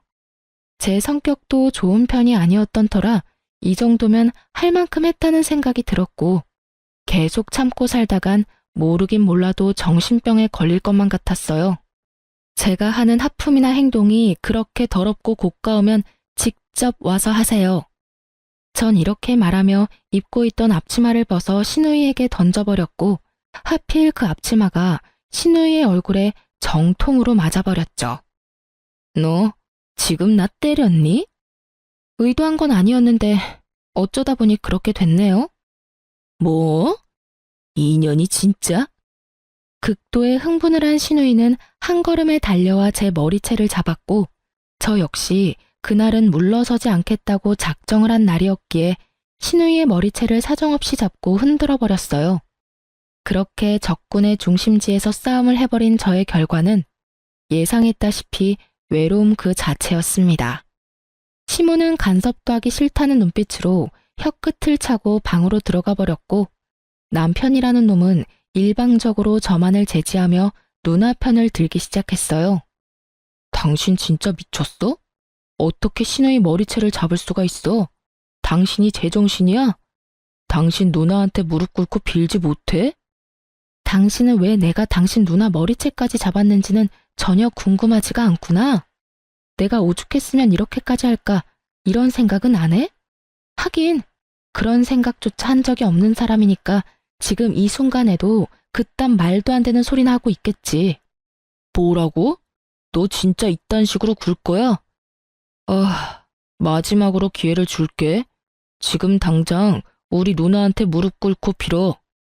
감정을 억누르며 말하는 남편 놈을 보고 있는데 제 서러움은 폭발해버렸고 전 더는 시댁에서 있을 필요가 없다는 생각이 강하게 들더라고요. 그래서 전 남편에게 한마디 해주고선 제가 하던 음식을 다 버려버리고 시댁을 나와버렸습니다. 내가 한 음식은 형님이 더러워서 도저히 먹을 수가 없다네. 그러니까 이건 다 버릴게. 당신 식구들이 먹을 음식은 당신이 하든 그 잘난 당신 누나한테 다시 하라고 하든 알아서 하고 난 먼저 갈 테니까 밥을 먹고 오든 물을 먹고 오든 알아서 해. 그렇게 전 집으로 돌아와 버렸고 내심 남편을 기다리고 있는 제 모습을 발견했어요. 얼마나 한심하던지. 그런 꼴을 당하고도 남편을 기다리는 내 모습이라 생각보다 참 비참한 일이었어요. 기다리지 말아야지 하면서도 다시 기다리게 되고 그렇게 얼마나 시간이 흘렀을까요? 애증의 남편이 집으로 돌아왔고 저를 달래주기는커녕 무시하기 시작하더군요. 기대하는 바가 없어 실망할 것도 없다 싶었는데 서운한 마음이 드는 건 어쩔 수가 없더라고요. 생각해보면 전 그때까지도 남편을 사랑했던 것 같아요. 각방을 쓰면서도 이혼은 생각하지도 않고 있었으니까요. 이혼 고민은 아예 생각조차도 하지 않았다면 거짓말이겠지만 고민의 끝은 늘 그래도 참고 살아야지였어요. 그렇게 각방과 함께 무건수행하는 날들은 길어지고 있었고 화장실조차 따로 쓰고 있었어요. 남편은 거실, 저는 안방에 있는 화장실을 쓰고 있었죠. 그러던 어느 날 남편이 쓰던 화장실 변기가 고장이 났고 하는 수 없이 제 화장실을 함께 쓰게 되었어요. 남편은 평소 화장실에 휴대전화를 가지고 가 오랫동안 앉아있는 것이 버릇이었는데 그날 역시 화장실로 들어간 남편은 출근 시간이 촉박해지자 허겁지겁 준비하고선 급히 집에서 나가더군요. 남편이 나간 후 저 역시 씻기 위해 화장실로 들어갔고 선반 위엔 남편이 깜빡하고 두고 간 남편의 휴대전화가 덩그러니 올려져 있더라고요. 전 남편이 현재 쓰고 있는 방에다 가져다 둬야겠다고 생각했고 휴대전화를 들어 올리는 찰나 전화가 오더군요. 주대리. 액정에 보이는 것은 주대리였어요. 순간적으로 드는 생각이 출근한 남편이 휴대전화가 없음을 알고 주대리의 휴대폰을 빌려 전화했구나 싶었죠. 전 그렇게 아무런 의심도 없이 전화를 받았지만 생각했던 남편의 목소리가 아니었죠. 아니, 정확히 말하자면 상대방이 아무 말을 안 하더군요. 쎄한 마음이 들어 다시 한번 누구냐며 말을 꺼냈어요. 여보세요? 여보세요? 말씀하세요. 저 이 휴대전화 주인 아내 되는 사람인데요. 저희 남편이 휴대전화를 두고 갔는데 알고 전화하신 거 아니에요? 아, 아니에요. 전화를 잘못 건 것 같네요. 그렇게 전화가 끊겼는데 이상하더라고요. 당연히 남자일 줄 알았던 주대리가 여자인 것도 이상했지만 무엇보다 이상했던 것은 떡하니 남편 휴대전화엔 저장되어 있는 번호인데 잘못 걸었다며 끊어버리니까요. 물론 남편과 아는 사이이긴 하지만 남편에게 전화를 걸려는 것이 아니었을 수도 있겠죠. 하지만 저의 직감은 무언가 큰 것이 저를 기다리고 있다는 느낌이 강하게 들더군요. 전 남편의 휴대전화를 살펴보기로 했고 평소 남편이 비밀번호를 바꿀 때마다 탁상용 달력 뒤편에 메모한다는 사실을 알고 있던 전 쉽게 남편의 비밀번호를 알아내 판도라의 상자를 열게 되었던 거죠. 그곳엔 제가 미처 알지 못했고 상상하지도 못했던 사실들이 가득하더군요.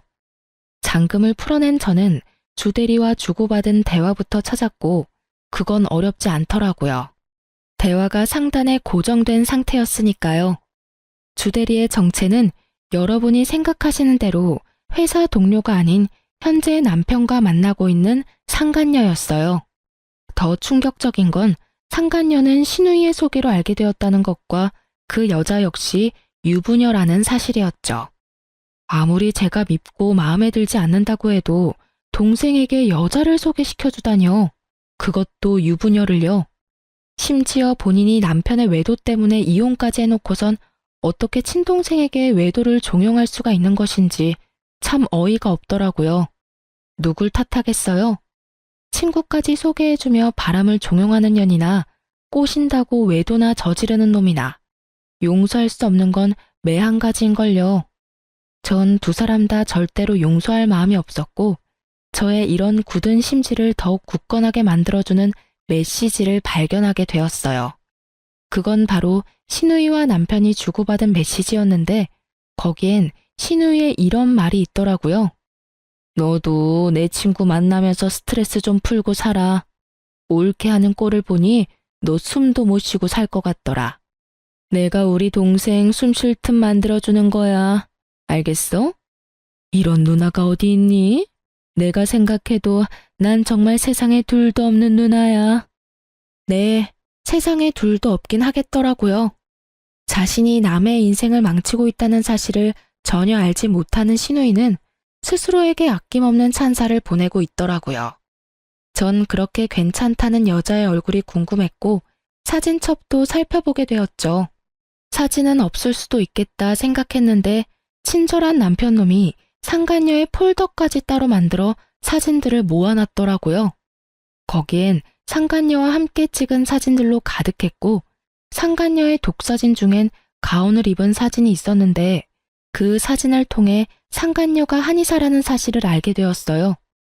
유니폼에 적힌 상호로 검색을 해보니 운이 좋게도 그 한의원은 부부가 운영하는 한의원이더라고요. 얼마나 기쁘던지. 전 모든 증거를 사진으로 남겼고 이혼을 위한 준비를 시작했습니다. 일단 하루 날을 잡고 친정으로 가 모든 사실을 미리 부모님께 말씀드렸어요. 신우이가 이혼하게 된 후 어떤 일들이 있었고 저 역시 행동을 어떻게 했는지, 그래서 현재 상황은 어떠한지, 그렇기에 앞으로 어떻게 할지에 대해 부모님께서 최대한 충격을 받지 않으시게 설명을 해드렸고 엄마는 이런 말씀을 해주셨어요. 우리 딸 그동안 많이 힘들었겠네. 엄마랑 아빠는 상황이 어찌 되었든 간에 네 뜻을 존중해. 말이야 바른 말이라고 네 인생 네가 살지 우리가 살아주는 건 아니잖아. 그러니까 우린 신경 쓰지 말고 네 뜻대로 해. 네가 하고 싶은 대로 하면 엄마랑 아빠는 네 뒤에서 아낌없이 응원해 줄게. 알겠지? 고마워 엄마. 그리고 아빠. 이혼을 결정하고 난 뒤 가장 걱정스러웠던 건 부모님의 반응이었는데 그것이 잘 해결되고 나니 거침이 없어지더라고요. 전 바로 다음날 한의원으로 찾아갔어요. 그날은 상간녀는 쉬고 그 남편만 진료를 보는 날이었고 전 저의 진료 순서가 마지막이 될 수 있게 마지막 진료 시간에 맞춰서 병원에 방문했습니다. 계획대로 전 마지막 환자로 진료실에 들어가게 되었고 드디어 상간녀의 남편을 마주할 수 있었어요. 상간녀의 남편은 친절하게 저의 상태를 물어왔고 전 외도 증거들을 내밀며 이렇게 말했어요. 어디가 불편하셔서 오셨을까요? 제가 요즘 이것들 때문에 화병이 날 것만 같아서 찾아왔어요. 한번 봐주시겠어요? 제가 내민 증거들을 살펴보던 상간녀의 남편은 굳은 표정으로 저에게 묻더라고요. 상황이 좋진 않네요. 그렇죠? 거기다가 두 사람이 어떻게 만나게 된 줄 아세요? 신우이라는 인간이 자기 친구를 자기 남동생한테 소개해줬다고 하더라고요. 그러니 제가 억장이 무너지고도 남겠죠?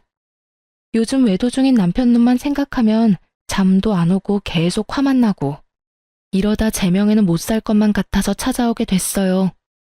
그래서 제가 어떻게 하면 될까요? 저를 좀 도와주셨으면 좋겠어요. 어떻게 도와드리면 될까요? 도와주실 건가요?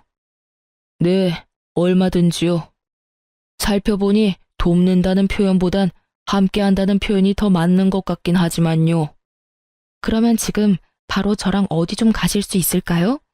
전문 용어로 현장 급습이라는 걸 해보려고요. 저의 제안에 상간녀의 남편은 말없이 고개를 끄덕이며 가운을 벗더라고요. 그렇게 저흰 남편과 상간녀가 있는 곳으로 향했어요. 모든 사실을 알게 된 날, 전 휴대전화에 위치 추적 앱을 하나 깔았었어요. 그리곤 혹시 모르는 상황을 대비해 앱 숨김 기능을 이용해 숨겨두었던 거죠. 상상도 못했겠죠. 제가 자신의 휴대전화를 봤다는 사실도, 몰래 앱을 깔아놨다는 사실도요. 이러한 사실을 알지 못하는 남편은 신나게 여러 장소를 오가더군요. 드디어 남편의 위치가 한 곳에 멈추고 저와 상간녀의 남편은 앱이 알려주는 곳으로 향했고 앱의 정확도가 떨어져 그 주변을 맴돌기 시작했어요. 그러던 와중 남편의 차를 발견하게 되었고 그곳에서 남편을 발견하게 되었습니다. 남편은 고급 레스토랑에 있었는데 옆자리엔 상간녀가 앞자리엔 신우이가 자리하고 있더군요. 어쩜 그렇게 화기애애하게 모여있을 수가 있는지 그 모습을 보는데 화는커녕 허탈하더라고요. 저라고 처음부터 신우이에게 그렇게 막대먹게 군 건 아니었어요. 처음 신우이가 이혼하고 돌아왔을 땐 저도 신우이에게 살갑게 굴며 잘 대해주려고 했었어요. 안쓰럽기도 했던 것 같아요. 다른 것도 아닌 믿었던 남편에게 배신당하고 돌아온 신우이였으니까요. 같은 여자로서 그리고 가족으로서 한 사람을 진심으로 보듬어 주려고 애썼었는데 그런 저의 마음을 짓밟고 막대했던 건 다름 아닌 신우이였습니다. 저에겐 그렇게 상식이란 없는 사람처럼 막대하더니 그곳에 웃고 있는 모습을 보는데 참 허탈하더군요. 남편의 미소도 마찬가지였었고요. 그런 저와는 달리 상간녀의 남편은 더욱 굳은 표정을 하며 그 인간들에게 다가가고 있더군요. 저도 그 뒤를 따랐고 아무것도 모르는 상간녀와 제 남편은 신우의 시선에도 아랑곳하지 않고 서로 음식을 먹여주며 손을 잡고 있더군요. 테이블에 가까워지자 저희를 먼저 발견한 신우이가 두 사람에게 빨리 떨어지라는 사인을 보내는 듯 했지만 눈치를 사이좋게 쌈 싸먹은 남편과 상간녀는 계속해서 애정 행각을 벌이더라고요. 이윽고 저희가 테이블 앞에 섰을 때 놀란 상간녀가 남편의 손길을 뿌리치며 그 자리에서 벌떡 일어섰지만 이미 늦은 일이었죠. 이미 걸어오며 볼 꼴 못 볼 꼴을 다 본 후였으니까요. 자리에서 일어난 상간녀는 신우이를 손가락으로 가리키며 자기 남편을 향해 변명 섞인 설명을 하기 시작하더라고요. 그게 여보, 이게 어떻게 된 일이냐면, 당신도 내 친구 알지? 얘가 내 친구인데 남동생이랑 저녁을 먹고 있다길래 친구도 볼 겸 혼자 먹기 싫기도 해서 겸사겸사 합석해서 먹고 있었어. 정말이야. 뭐 어느 정도는 맞는 말이긴 하더군요. 두 사람이 남매 사이가 맞긴 하니까요. 상간녀의 되지도 않는 변명을 듣던 상간녀의 남편은 낮게 깔린 목소리로 말했어요. 넌 내가 병신으로 보이니? 뻔뻔하게 거짓말 좀 그만해. 서로 음식도 먹여주고 손도 주물럭거리면서 좋아 죽는 거 내가 다 봤어. 난 당신이 그런 식으로도 웃을 수 있는 사람인 건 또 몰랐네. 그렇게 행복했으면 진작 말하지 그랬어. 그러면 내가 미련 없이 놔줬을 텐데 말이야. 낮게 깔려 감정도 없는 그 목소리가 더욱 무섭게 느껴지더라고요. 상간녀 역시 그러했는지 그 자리에서 무릎을 꿇더니 애원하기 시작하더군요. 아니야 여보, 왜 그렇게 무서운 말을 해. 난 당신밖에 없어. 난 당신 옆에 있어야 비로소 행복하다는 거 당신이 더 잘 알잖아. 글쎄, 나도 그런 줄 알고 살았는데 오늘 내가 보고 들은 건 내가 이때껏 알았던 사실과는 좀 상반되더라고. 뭘 보고 뭘 들었든 내가 다 설명할 수 있어. 정말이야 여보. 제발 내 말 좀 들어줘. 나한테 한 번만 더 기회를 줘. 아니, 아니야. 대화할 필요도 없고 기회를 줄 생각도 없어. 그냥 그 남자랑 살아. 그게 나를 위한 일이니까. 깔끔하게 이혼하고 한의원에도 출근하지 마. 어차피 당신 환자라고 해봤자 얼마 되지도 않는데 쉬면 감 잃을까봐 굳이 진료 보라고 한 거였으니까 이왕 이렇게 된 김에 그 좋아 죽는 남자랑 사랑놀이나 하면서 푹 쉬어. 짐은 다 싸서 친정으로 보내줄 테니까 집에도 올 필요 없어. 그럼 가볼게. 상간녀의 남편은 하고 싶은 말은 다 한 듯 저에게 연락한다는 말을 남기고 자리를 떠버렸고 상간녀 역시 남편의 뒤를 따라 나가더라고요. 남편은 그제야 저에게 무릎을 꿇고 빌기 시작하더군요. 여보, 내가 잘못했어. 내가 미쳤었나 봐. 처음엔 그냥 친한 누나 동생으로 지냈는데 그게 어쩌다 보니 이렇게 됐어. 그게 정말 실수야. 남편이라고 무슨 할 말이 있겠어요? 그냥 분위기상 빌기는 해야겠고 변명이라는 것도 해야 하니 아무 말이나 짓거린다는 느낌밖에 들지 않더라고요. 그렇지 않아도 이 상황이 유쾌하지 않은데 더 유쾌하지 않은 말이 신우이의 입을 통해 나오기 시작하더라고요. 넌 무슨 큰 죄를 지었다고 무릎까지 꿇어? 네가 잘못한 게 뭐 있다고? 잘못은 너보다 올케한테 있지. 그렇지 않아 올케? 입으로 뱉는다고 다 말이 아닐 텐데 이것도 말이라고 짓거리는 신우이를 보고 있는데 참 기가 막히더군요. 계속 해보세요. 어디까지 헛소리 하나 드러나 보게요. 말이나 바른 말이라고. 그렇잖아. 올케가 내 동생 키를 얼마나 죽였어? 뻑하면 눈치 주고 잔소리하고. 그것뿐이야? 시댁하고 잘 지내보려는 노력도 하지 않고 말대꾸나 꼬박꼬박 하지를 않나. 시누이 머리채를 잡지 않나. 올케가 그딴 식으로 구니까 얘가 바람을 안 피우고 배기겠어? 아, 그런가요? 그래. 그리고 이제 와서 하는 말인데 애초에 두 사람 어울리진 않았지. 우리 동생은 좋은 대학 졸업해서 대기업 다니고 있는데 지금 올케는 뭐 백수잖아. 남편 돈 받아서 편하게 사는 백수. 동생아, 이참에 그냥 이혼해. 일도 이렇게 됐고 너 어차피 올케하고 잘 살긴 글렀어. 깔끔하게 이혼하고 내 친구랑 연애나 하면서 살아. 한의사, 얼마나 좋아?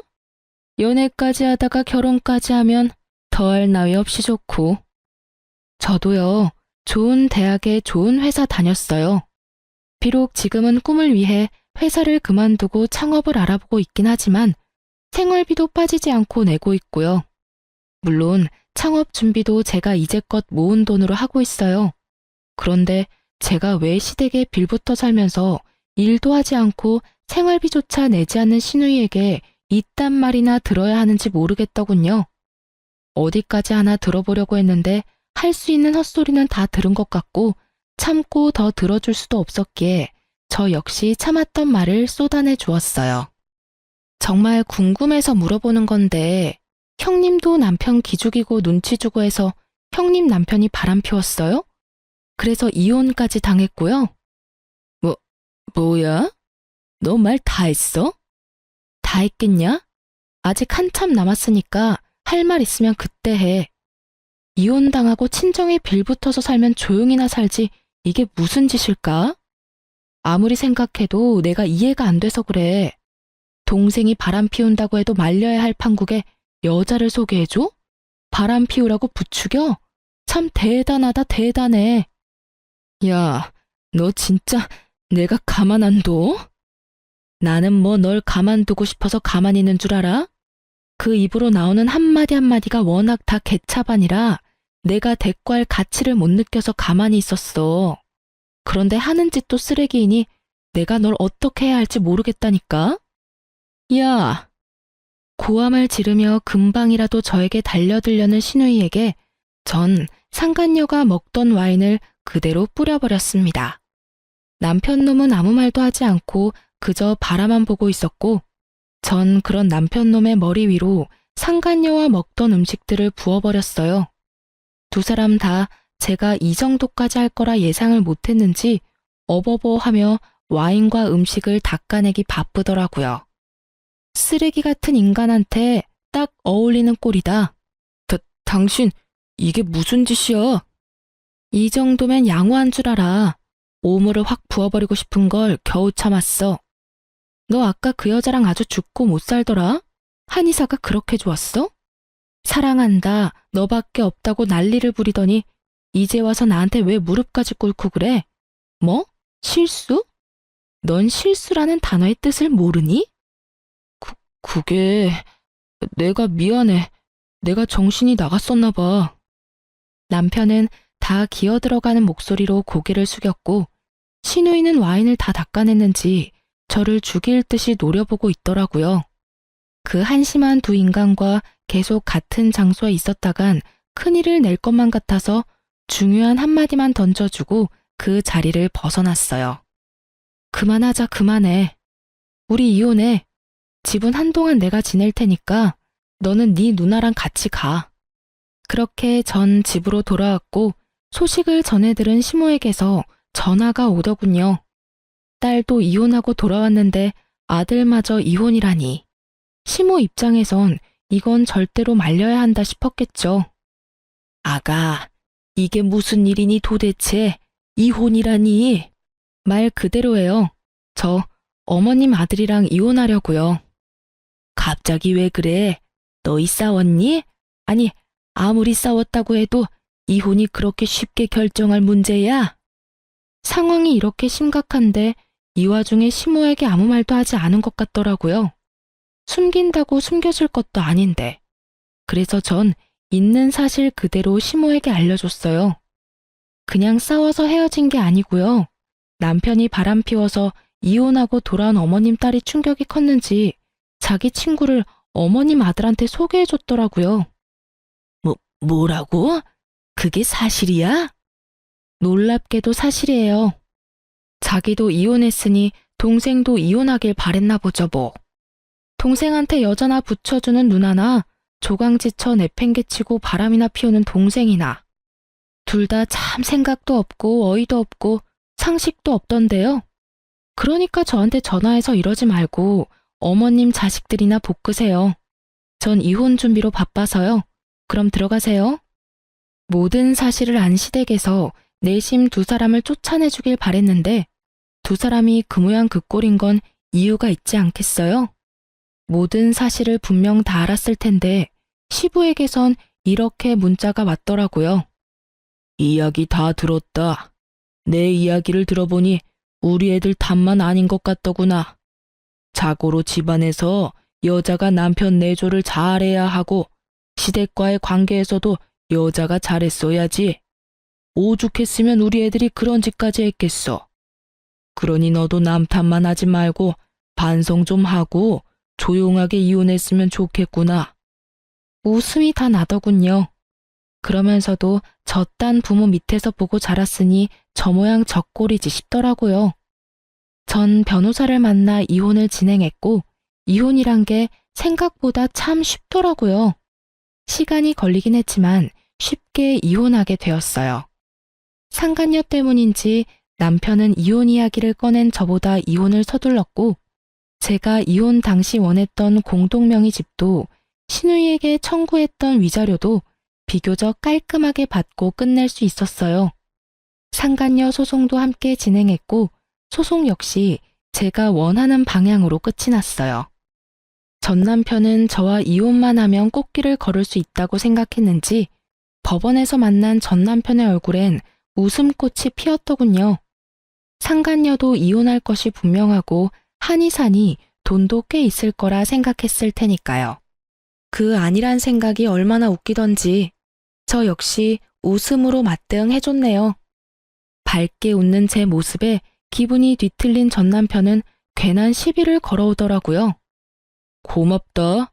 이혼하자고 해줘서. 덕분에 난 한의사 남편 되게 생겼네. 너도 알지? 그 여자 한의사인 거. 너한테 생각보다 돈을 많이 뜯겨서 속이 좀 쓰리긴 한데 좋게 생각하기로 했어. 그까짓 돈 또 벌면 되지 뭐. 그러니까 앞으론 각자 알아서 잘 살자고. 난 잘 살 건데 너는 어떨지 모르겠다. 어쨌든 무운을 빌도록 해볼게. 그게 진심에서 우러나온 마음은 아니겠지만 말이야. 그렇게 저와 이혼을 하게 된 전 남편의 앞날은 꽃잎도 보이지 않았고 그저 먹구름만 가득한 나날들이 이어졌어요.